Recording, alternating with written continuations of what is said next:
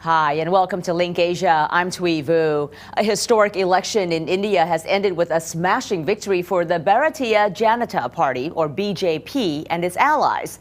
The ruling Congress Party, which has dominated Indian politics since independence, suffered a humiliating defeat. The results were announced on Friday, 5 weeks after the first voter cast the first ballot in the staggered election. Narendra Modi, the BJP leader, will head the new government. To fulfill the responsibility that you have given me, I shall put every part of my being, every second of my time into the 1.25 billion people of this country.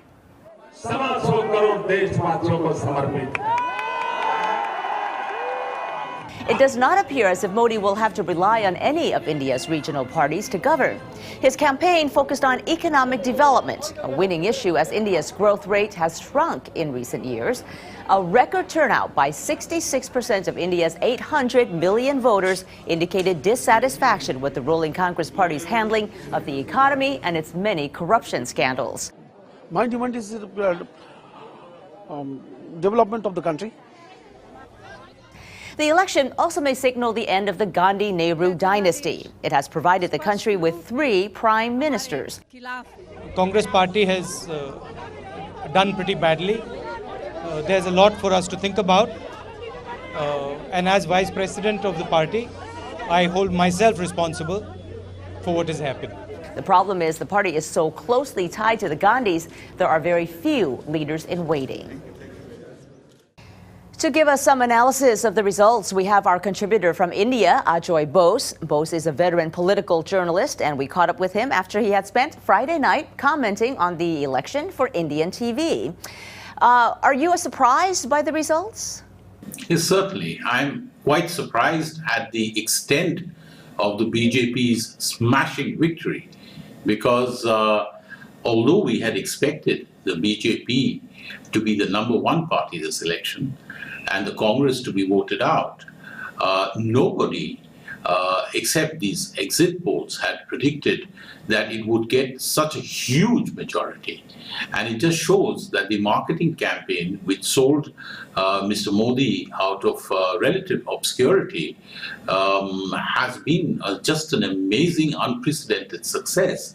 And the kind of resources which were put together to project him has certainly worked.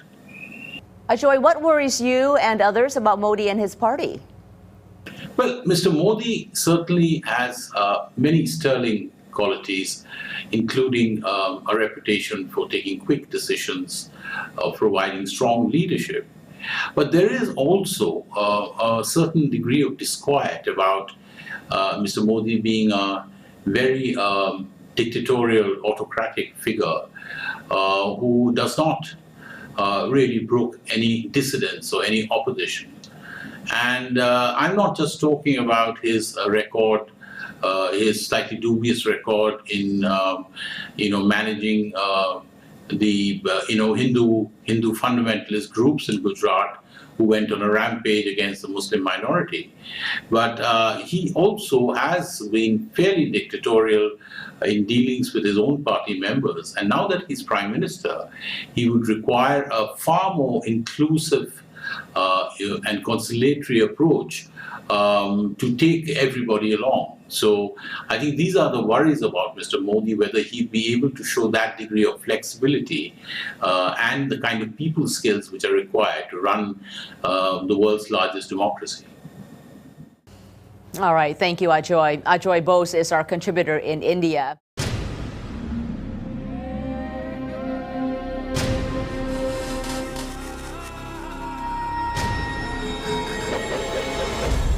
Now on U.S. airwaves, a global channel of uncompromising stories.